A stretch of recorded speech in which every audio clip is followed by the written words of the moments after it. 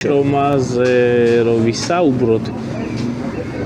ბევრს ვიგავ შემდის რა მოგცა სკოლამ სკოლას არ მოგვიწევს ანუ რაღაც ის რომ ვიხოთ რომ ბიოლოგიის რაღაც გაკვეთილი მასწავლა თუ ისტორიის რაღაცა კონკრეტული თარიღი მასწავლა კი ვისწავლე რაღაცა ჩემი აზრით ერთ-ერთი ყველაზე მნიშვნელოვანი რაც სკოლა მომცა ყველაზე მთავარი არის პასუხისმგებლობის გრძნობა და რატო იმდენ მერიდებოდა და მწვენოდა მეორე დღეს გაკვეთილის მომზადების გარეშე სკოლაში მისვლა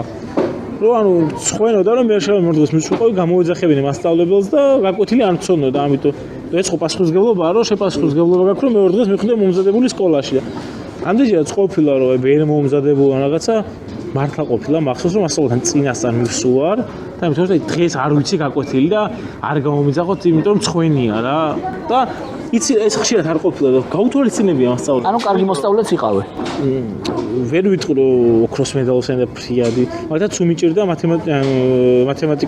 მათემატიკა, ფიზიკა, ქიმია, მაგრამ აი ბიოლოგია, ქართული, გეოგრაფია, ეგ საგნები კარგად ვიცოდი, ჰუმანიტარული საგნები უფრო და. იქიდან გონდა რომ მე აი გამრევი ბავშვი არ ვიყავი, ბილწი თხოვება არ მიყვარდა, უზრდელი ბავშვი არ ვიყავ და არ ვუბრაზდი მასწავლებლებს, ესეთი თხოვნები გაუთვალისწინებია.